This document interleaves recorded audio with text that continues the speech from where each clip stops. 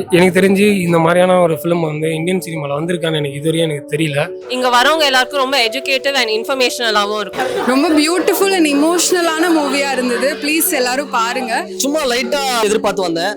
படம் பார்த்தா seat edge. படம் உண்மையை சொல்லணும்னா அந்த இடத்துக்கு என்ன கூட்டிட்டு போயிருக்கு. நீங்க சொல்ற கமர்ஷியல்னு நீங்க சொல்ற எல்லாமே இதுல இருக்கு. ஒரு நார்மல் படம் இல்லாம ஒரு பயோகிராஃபி நடந்த உண்மைகளை படம் காட்டுறாங்க. அது அந்த மாதிரி பார்க்க இன்ட்ரெஸ்ட் ஆகும். கண்டிப்பா அந்த படம் பார்க்கலாம். அது ரொம்ப மனசை எல்லாருக்குமே பாதிக்கும். படத்தை பாக்குறவங்களுக்கு எல்லாரும் ஃபேமிலியா போய் பார்க்கலாம். எங்களை அடக்குமுறைகள் செய்தால் அதை நாங்கள் தகர்த்தெறிந்து அடித்து உடைத்தெறிவோம் அப்படின்றதான் தண்டகாரண்யம் சொல்லுது.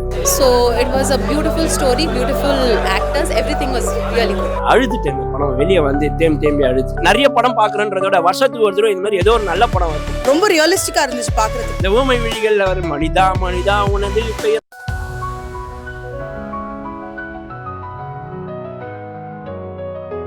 தண்டகாரண்யம் வந்து தமிழ் சினிமாவுக்கு கிடைச்ச மிகப்பெரிய பொக்கிஷமான ஒரு திரைப்படம். பதிவு பண்ணிக்கிறேன்.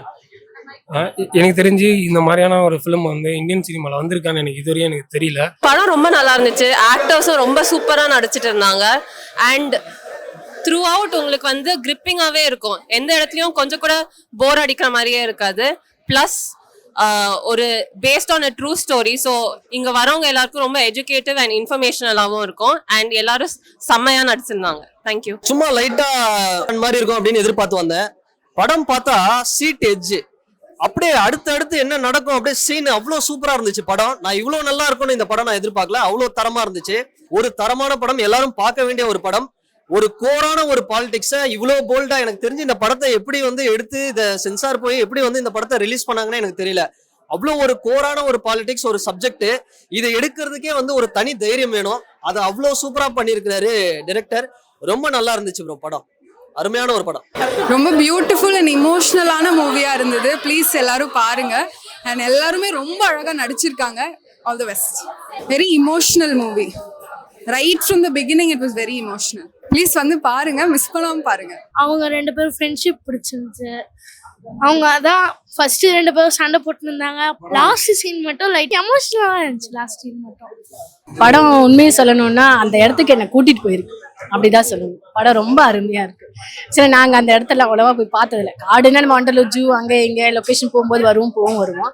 ஆனா ஒவ்வொரு அளவே நல்லா எல்லாருமே ஸ்பேஸ் நல்லா காமிச்சிருக்காங்க. ஆக்டர்ஸ் எல்லாமே நல்லா ஆக்ட் பண்ணியிருக்காங்க. படமே ரொம்ப நல்லா இருக்கு. ஒரு நக்சலைட்டோட லைஃப் எப்படி இருக்குன்றத எடுத்து நல்லா காமிச்சிருக்காங்க. ஆக்சுவலாக இவர் எடுக்கிற படம்லாம் பார்த்தா ஹிஸ்ட்ரியை சம்மந்தப்படி தான் எடுப்பாரு. ஸோ அதே போல நக்சலைட்டை பற்றி எடுத்திருக்காரு.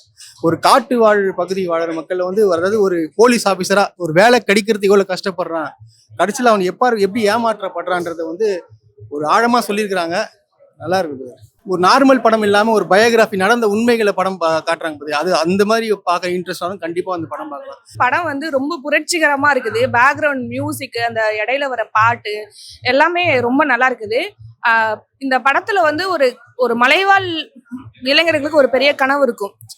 நம்ம எப்படியாவது ஒரு கவர்மெண்ட் ஜாப் வாங்கிடணும்னு சொல்லி அதை அவங்க கிட்டயே காசு வாங்கிக்கிட்டு அவங்களுக்கே தெரியாம அவங்க நக்சலா மாத்தி அவங்களே சுட்டு கொன்னுடுறாங்க.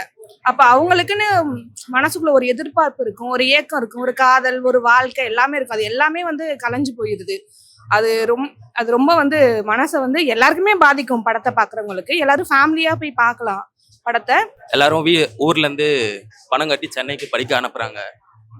அந்த இதுதான் அந்த ஃபீல் தான் எனக்கு இருந்துச்சு. எங்க வீட்லயும் அந்த மாதிரி தான் அனுப்புனாங்க. காசு கட்டி இங்க ஐடி கோர்ஸ் படிக்க அனுப்புனாங்க. அதே மாதிரி தான் ஒரு காசு கட்டி ஒரு இதுல சேர்றாங்கன்னா அந்த மாதிரி தான் கொண்டு போயிருக்காங்க. நல்லா இருந்துச்சு. எனக்கு பர்சனலா நல்லா இருந்துச்சு. தண்டகாரண்யம் காடுகள் சார்ந்த அல்லது காடுகளை சார்ந்து வாழக்கூடிய மக்களை கொண்டு நகர்த்தி கொண்டு சென்ற கதை தான் இது. நக்சலைட்ஸ் ஒருபொழுதும் உருவாவதில்லை, உருவாக்கப்படுகிறார்கள். அதிகார மையத்தில் இருக்கும் அரசியல்வாதிகளும் அதிகாரத்திற்கு துணை போகும் காவல்துறை அல்லது இராணுவம் அல்லது காடுகளை சார்ந்த ஃபாரஸ்ட் அதிகாரிகள் இவர்கள் அனைவரும் சேர்ந்து நக்சல்களை தீவிரவாதிகளை உருவாக்குகிறார்கள். எங்களை அடக்குமுறைகள் செய்தால் அதை நாங்கள் தகர்த்தெறிந்து அடித்து உடைத்தெறிவோம் அப்படின்றதான் தண்டகாரண்யம் சொல்லுது. ரொம்ப நல்லா இருந்தது movie. All the characters, background scene, background music, the way they showed the village, all the actors, storyline, everything brilliant. Direction super, beautiful. Cinematography even beautiful. It was a very convincing story. It's more related because it shows a glimpse of maybe possibly the reality. So it was a beautiful story, beautiful actors, everything was really good.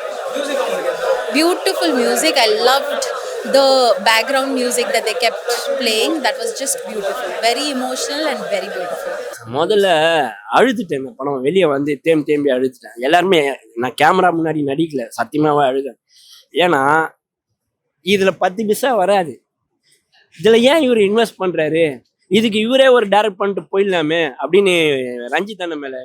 ஏன்னா அம்பேத்கரிஸ்டுக்கு தான் அவர் நிறைய அந்த மாதிரி ST மக்களுக்கான ரொம்ப அந்த மாதிரி நிறைய படங்களை தூக்கி விடுவாரு. ஆனா எஸ்டி மக்களையும் மனசுல வச்சு ஒரு கம்யூனிசத்துக்காக இவ்வளவு தூரம் இன்வெஸ்ட் பண்ணி அதியன் ஆதிரை வந்து ரொம்ப ரொம்ப ராவா எடுத்திருக்கிறார் படம். எங்கேயுமே அவர் சாக்ரிஃபைஸ் ஆகல. அப்படி ஏன்னா அவர் நினைச்சிருந்தா 2 குத்துப்பாட்டு வச்சிருக்கலாம், அவர் நினைச்சிருந்தா ஃபைட் பயங்கரமா வச்சிருக்கலாம். அது எல்லாமே சொல்லாம அந்த அந்த மண்ணை நேசிக்கிறதையும் மக்களை நேசிக்கிறத பத்தியும் இவ்வளோ அழகாகவும் இவ்வளோ எப்படி இவங்க சென்சார் போர்டில் இந்த படத்தை விட்டானுங்கன்னு தெரியலையேன்னு. ஆனா ஒரு விஷயத்த நான் பதிவு பண்ண விரும்புறேன். படம் ஃபுல்லாவே எங்களை அழ வச்சு வெளியே அமைச்சிட்டியே, நீங்களாம் 30 வருஷத்துக்கு இது 40 வருஷத்துக்கு முன்னாடி வந்திருந்தா இந்த ஊமை விழிகள்ல வர மனிதா மனிதா உனது பெயர் அந்த கம்யூனிஸ்டம் பாடல் 10 பேர் பார்க்கறான் 100 பேர் பார்க்கறான்றதோட ஒரு நிறைய படம் பார்க்கறன்றதோட வருஷத்துக்கு ஒரு தடவை இந்த மாதிரி ஏதோ ஒரு நல்ல படம் வருது, அதை அனுபவிச்சுட்டு வந்தோம். அவ்வளவுதான். படம் வருது அப்படின்னு தெரிஞ்சதுல இருந்தே எப்ப வரும் அப்படின்ற ஒரு எதிர்பார்ப்போட தான் வந்தேன். அடிப்படையா மக்களுக்குரிய பிரச்சனைகள் என்னவா இருக்கு, அவங்களோட வலி என்னவா இருக்கு, பழங்குடிகளோட பிரச்சனைகள் என்னவா இருக்கு, அவங்க எந்த மாதிரி ஒடுக்கப்படுறாங்க, அதை தாண்டி அரசினுடைய பாத்திரம் அதுல என்னவா இருக்கு, இது எல்லாத்தையும் ரொம்ப இன்டென்ஸா மக்களுக்கு கனெக்ட் ஆகுற மாதிரி காமிக்கிறது ரொம்ப முக்கியம். பொதுவா வந்து சமூக படமா வந்ததுன்னா அது வந்து கமர்ஷியலா இருக்காது, யாருமே பார்க்க மாட்டாங்க அப்படின்னு சொல்றத உடைக்கிற ஒரு விஷயமா தான் இப்ப படங்கள் எல்லாமே இருக்கு. நீங்க சொல்ற கமர்ஷியல்னு நீங்க சொல்ற எல்லாமே இதுல இருக்கு, அது எதுவுமே இல்லாமல்லாம் இல்லை. பாடல்களா இருக்கட்டும், சீன்ஸா இருக்கட்டும், எல்லாமே you will connect, it will connect with the people. அது ரொம்ப முக்கியம். ஹியூமன் எமோஷன்ஸா இருக்கட்டும் ரொம்ப இன்டென்ஸா தான் இருக்கு. மனிதர்களுடைய உணர்வுகள் எல்லாத்தையும் புரிஞ்சுக்கிறோம். ஏதோ ஒரு மூலையில எங்கேயோ ஒரு இடத்துல ஏதோ ஒரு விஷயம் நடந்துகிட்டே இருக்கு. ஏதோ ஒரு இடத்துல பழங்குடியோட பிரச்சனையா இருக்கட்டும், இல்ல ஏதோ ஒரு மக்களுடைய பிரச்சனையா இருக்கட்டும் வந்து சேர்ந்துகிட்டே இருக்கு, நம்ம காதுக்கு வந்து சேர்ந்துகிட்டே இருக்கு. இது எனக்கு வலிக்கும், இது எனக்கு பிரச்சனையா இருக்கும், அதனால நான் போக மாட்டேன் அப்படின்னு இல்லாம நீங்க இதுதான் மனுஷனோட வாழ்க்கையை நீங்க தெரிஞ்சுக்கணும்னா இந்த மாதிரி ஏகப்பட்ட பிம்பங்கள் இருக்கு, பரிணாமங்கள் இருக்கு. எல்லாத்தையும் தெரிஞ்சுக்கணும்னா தயவு செஞ்சு தண்டகாரனை வந்து பாருங்க. எல்லாரும் தியேட்டர்ல வந்து பாருங்க, கூட்டமா வாங்க. அப்படின்னா இது கொண்டாட வேண்டிய படம். இந்த மாதிரி கதை, இந்த மாதிரி இயக்குனர்லாம் தமிழ் சமம் வந்து கொண்டாடணும். யாரும் சொல்ல முடியாத கதை வந்து தைரியமா சொல்லியிருக்காப்புல. வானம் பூமி காத்து எல்லாருக்கும் பொதுவானதுன்னு சொல்லியிருக்காங்க. நம்மள வந்து படத்தை நம்ம சிந்திக்க வைக்கும். அது அந்த படத்துடைய மைய கருத்து நம்ம சிந்திக்கிறது தான் படம். நல்லா இருக்கு, எல்லாம் நல்லா பண்ணியிருக்காங்க. இது வரைக்கும் எனக்கு வந்து இந்த மாதிரி நடந்திருக்குன்னு கூட எனக்கு தெரியாது. ஸோ அப்படின்னு சொல்லி பார்த்தா வந்து கொஞ்சம் நம்புற மாதிரி இல்லை. Actually this is based on a true ஸ்டோரின்னு. ஸோ அப்படி பார்த்தா ரொம்ப ரொம்ப இன்ஃபர்மேட்டிவா இருந்துச்சு. எனக்கு கொஞ்சம் பயமா இருந்துச்சு, மக்களை கொஞ்சம் நல்ல கன்க்ளூஷனா தெரியுது. மியூசிக் வந்து அந்த அடியே அலங்காரி song was just it's a beautiful song. ரொம்ப ரியலிஸ்டிக்கா இருந்துச்சு பாக்குறதுக்கு. சில படம் வந்து கொஞ்சம் படம் எடுக்கிறதுனால கொஞ்சம் மசாலா போட்டு இப்படி அப்படி எடுப்பாங்க. பட் இது வந்து ரொம்ப ஸ்டோரியோட ரொம்ப ட்ரூவா பண்ணியிருந்தாங்க. ரொம்ப நல்லா இருந்துச்சு.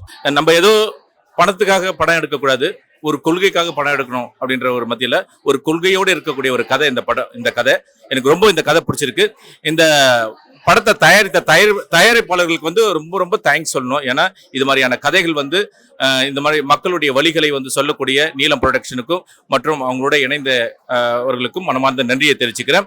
இந்திய லெவல்ல அரசியல்வாதிகள் இந்த படத்தை பார்த்து திருந்தனுங்க, மக்களுக்காக வாழுங்க. தெரியல அப்படி எடுத்திருக்காரு, வேற லெவல். ரொம்ப அருமையா இருந்துச்சு. எனக்கே ரொம்ப அடுத்து என்ன வரும்னு எதிர்பார்க்குற மாதிரி நல்லா செஞ்சுட்டாரு. படம் பார்த்து ரொம்ப சந்தோஷம். மலை சார்ந்த வாழ்வு மக்களோட இடத்தை காட்டியிருக்காருங்க.